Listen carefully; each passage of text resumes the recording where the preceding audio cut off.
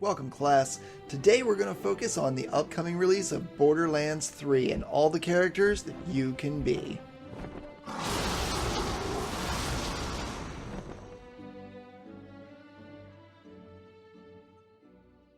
Alright, first up we have Amara.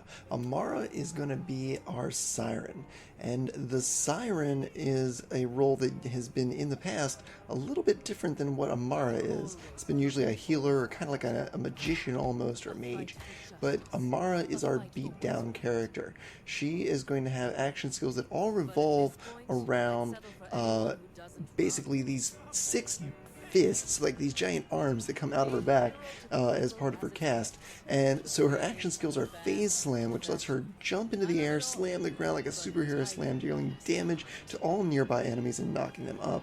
There's also Phase Cast, which she sends a projection of herself, dealing damage to everything in its path, like a straight line, and basically piercing everything along the way. And then we have Phase Grasp, which is going to summon a giant fist that bursts through the ground, grabs the enemy, and holds them there for a few seconds. Some enemies are immune, but they'll still take some damage instead. And all of her augmentations can actually adjust to these to give her some amount of bonuses for every bit of her brawling skill. So be on the lookout for all the different things you can do with her abilities, as she is going to be your tactical brawler.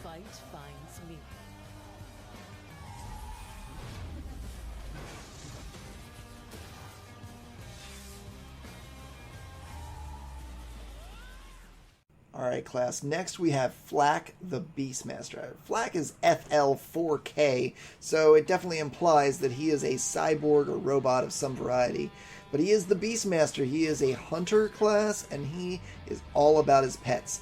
He has 3 different possible pets that he can use. He can use a Spider Ant Centurion, he can use a Guard Skag, and he can use a Jabber Sidekick. And each one comes with a special action skill involved. One's Rack Attack for the Spider Ant Centurion, which basically is going to drop in Spider Ants on your enemies and basically feed out their weak points. They also have the Guard Skag, which basically has Gamma Burst, which is going to actually have some radiation damage that goes towards the enemies. You also drop that. You can target them in, and Rift teleports them directly to that location of enemies and drops in with that radiation damage. And then you also have Fade Away for the Jabber Sidekick, which basically he has his own gun, so you're going to be able to do kind of like a flanking maneuver with this guy.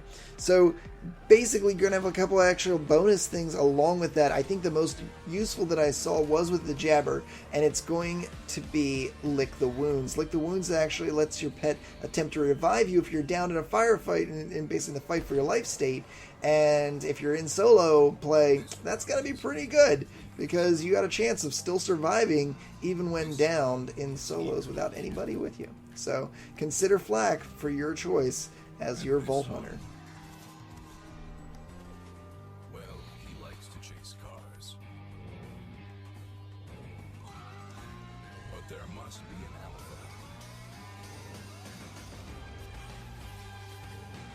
And the hunt. The hunt is never ending.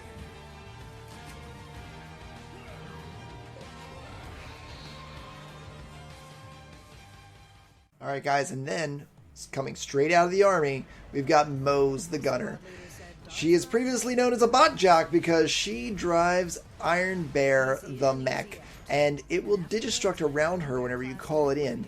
This mech has everything. If I could sell you a car, it would be like this. We've got a minigun, a laser gun, a grenade launcher, and all these things can be added, and you can have 2 weapons on the Iron Bear at any time, and you can mix and match. You can have a minigun and a laser gun, you can have a minigun and a grenade launcher, you can have 2 miniguns, you can have 2 laser guns, 2 grenade launchers, whatever you want with the Iron Bear, and you customize it. That's how your skill trees will actually be laid out. It is the most intensive skill tree that they've got out there right now for the characters, and you get to choose so many different buffs for these that I think that Mose might be the most customizable character as of yet for Borderlands 3.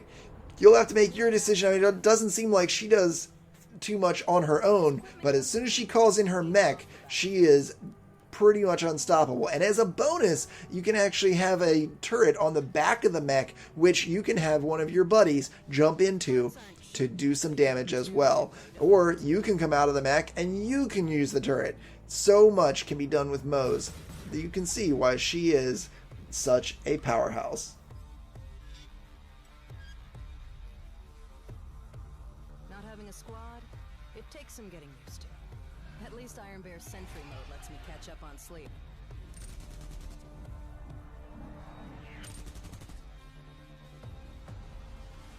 He might be 15 tons of walking tritanium, but Iron Bear, he's my best friend.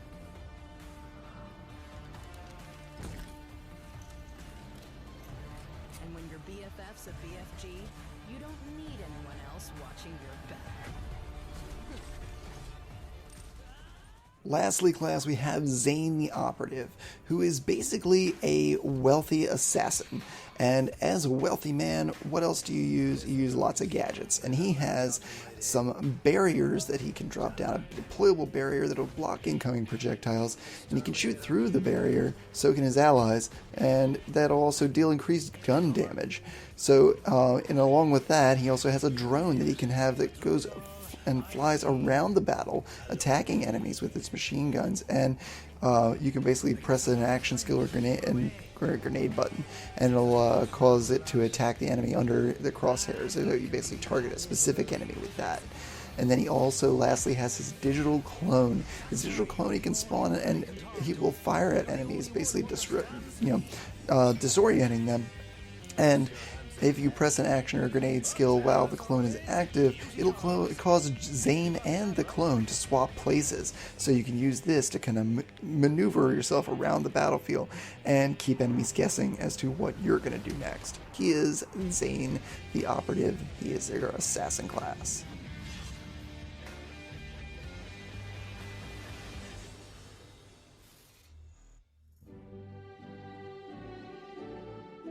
Thank you for attending today's class. Hopefully you can all easily choose now as to which character you want to play in Borderlands 3.